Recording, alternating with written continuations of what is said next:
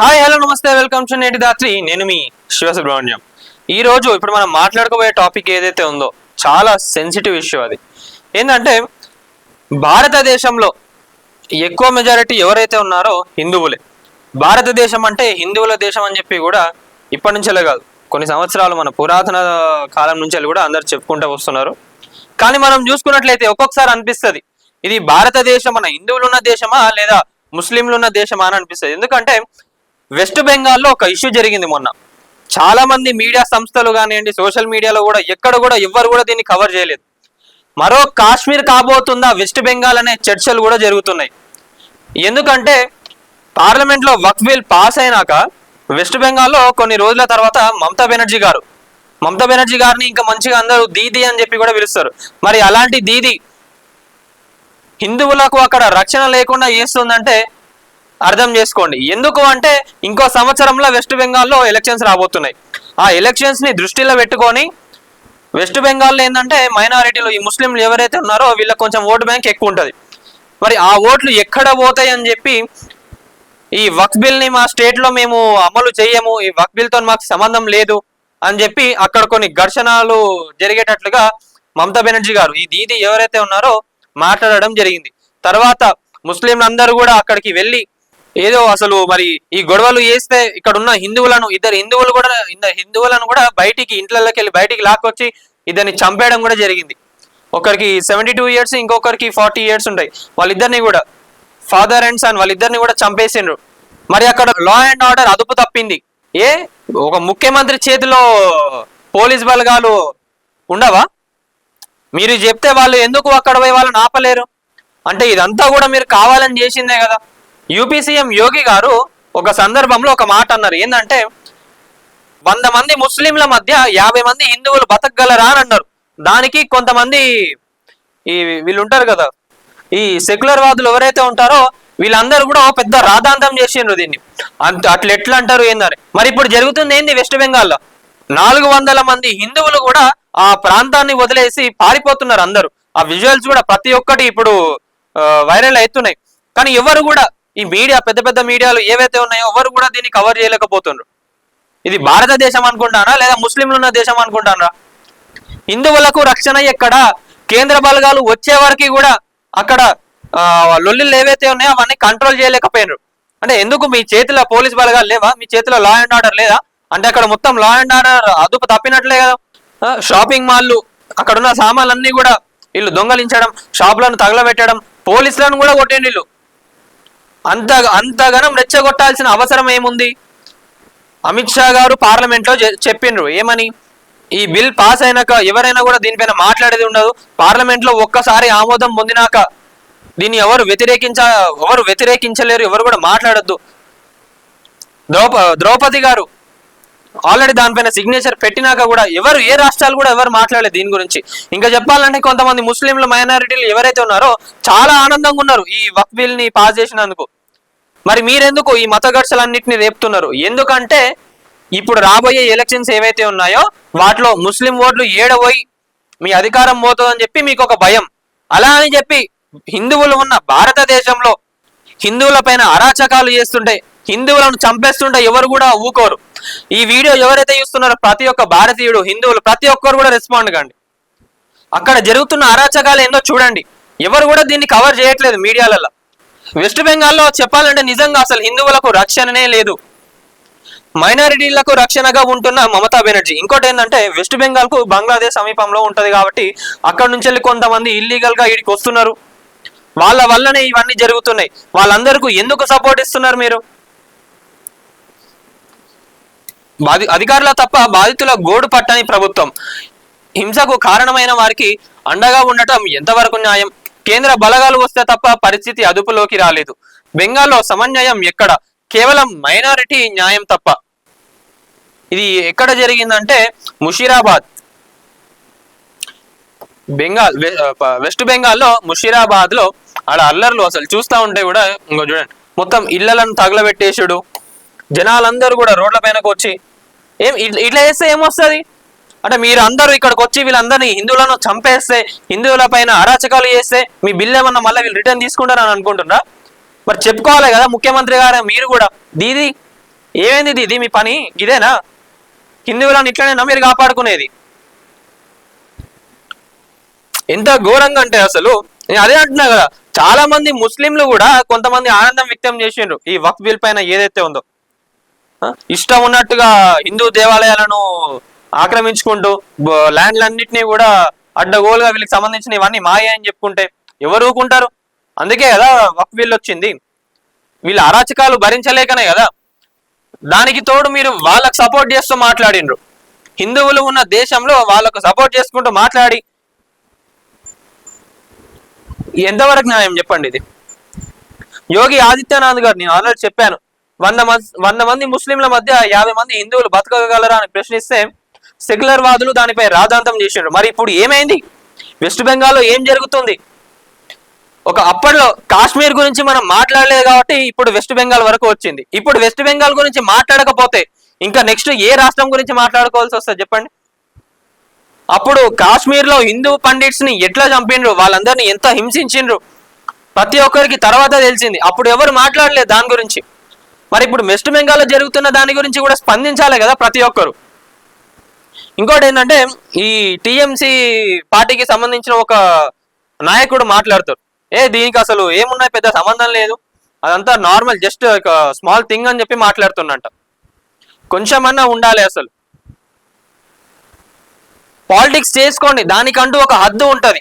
మరి ఇలా మత విభేదాలు ఇవన్నీ రేపి, మత ఘర్షలు రేపి, ప్రజలను ఇలా హింసించి, హిందువులను బయటికి లాక్కొచ్చి, ఇంట్లోకెళ్ళి మరి బయటికి లాక్కొచ్చి వాళ్ళని చంపేసి, ఇంత ఘోరమైన రాజకీయాలు అవసరం లేదు. 15 సంవత్సరాల నుంచి మీ అధికారం ఆడ సాగుతుంది. 15 సంవత్సరాల నుంచి కూడా మీరు ముఖ్యమంత్రిగా ఉన్నారు.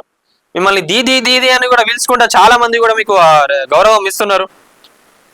కేవలం మీరు మైనారిటీ ఓట్లను చూసి ఇలా ఈ మత విభేదాలు, మత ఘర్షలు ఏవైతే ఉన్నాయో ఇలా రేపడం మాత్రం అస్సలు కరెక్ట్ కాదు. కేంద్ర బలగాలు వచ్చేంత వరకు కూడా ఆ ఘర్షణలు ఆగలేదంటే ఎంతకు బరి తెగించిండ్రో ఇక మీరే ఆలోచించుకోండి.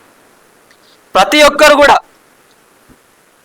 ఈ వెస్ట్ బెంగాల్ ఇష్యూ ఏదైతే ఉందో ప్రతి ఒక్కరు కూడా దీనిపై మాట్లాడాలి.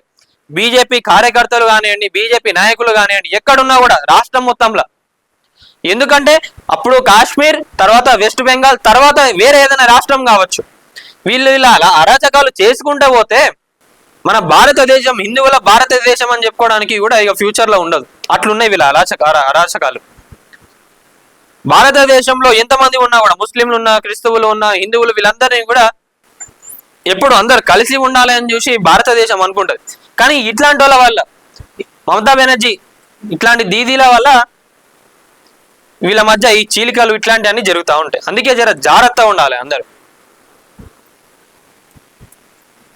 పార్లమెంటు ఆమోదం పొందిన వక్ఫ్ బిల్లుపై రాష్ట్రపతి ఏప్రిల్ 5న సంతకం చేసిన తర్వాత 4 రోజులకు అంటే 8వ తేదీన ముషీరాబాద్ లో అల్లర్లు జరిగిన పోలీసులు వాటిని అదుపులోకి తెచ్చారు. తర్వాత ఏప్రిల్ 11న ఒక ప్రదర్శన సందర్భంగా అల్లర్లు ప్రారంభమై విధ్వంసకాండ చెలరేగింది. హిందువుల ఆస్తులు యథేచ్ఛగా లూటీలు చేయడమే కాకుండా వారి దుకాణాలను, వాహనాలను అల్లరి ముఖాలు తగలబెట్టాయి.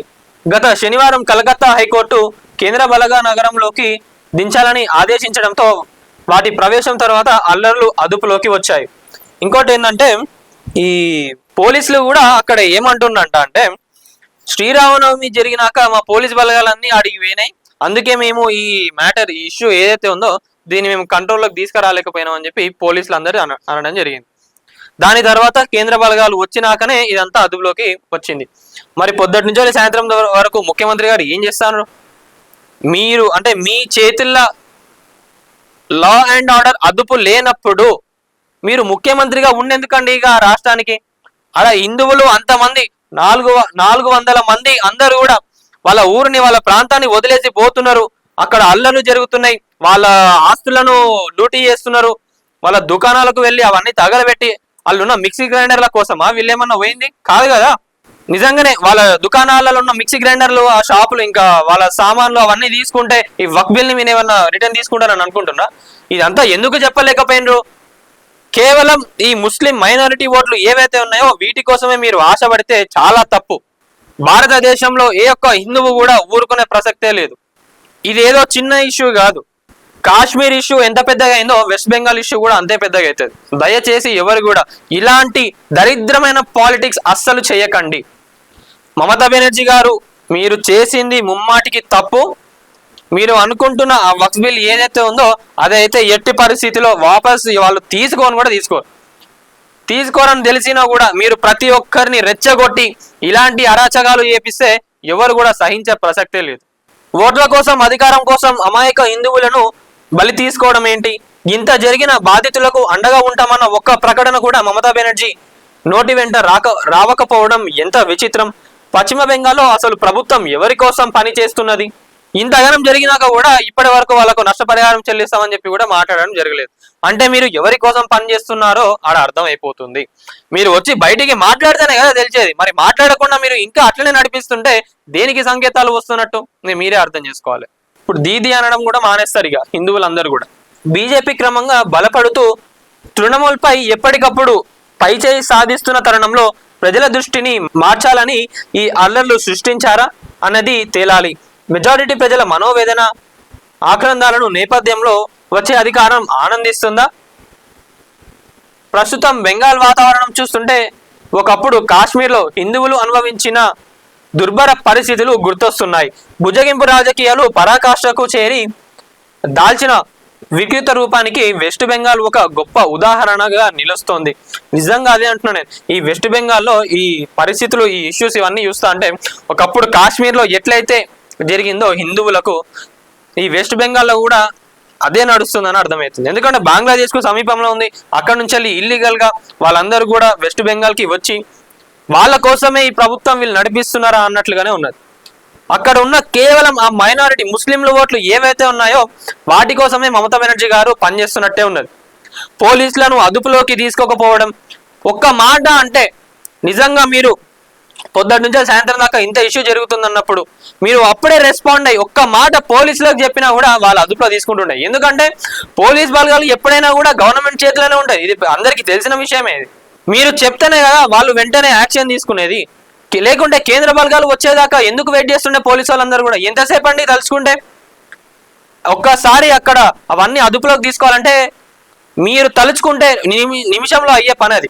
అయినా కూడా మీరు పట్టించుకోలేదు. ఇప్పటి వరకు ఏ ఒక్క హిందువులను వాళ్ళను ఆదుకుంటాము, వాళ్ళ నష్టపరిహారం చెల్లిస్తామని చెప్పలేదంటే మీరు అక్కడ ఇండైరెక్ట్ గా వాళ్ళకి సపోర్ట్ చేస్తున్నట్లనే అర్థం అయిపోతుంది. వచ్చే ఇంకో సంవత్సరంలో మీకు అక్కడ ఎలక్షన్స్ ఉన్నాయి. వాటిని మీరు దృష్టిలో పెట్టుకొని ఇంత మత ఘర్షణలు చేయించడం, ఒకటే సైడ్ సపోర్ట్ చేయడం అనేది అయితే అస్సలు కరెక్ట్ కాదు. ప్రతి ఒక్క హిందువు, ప్రతి ఒక్క భారతీయుడు దీనిపైన రెస్పాండ్ కావాలి.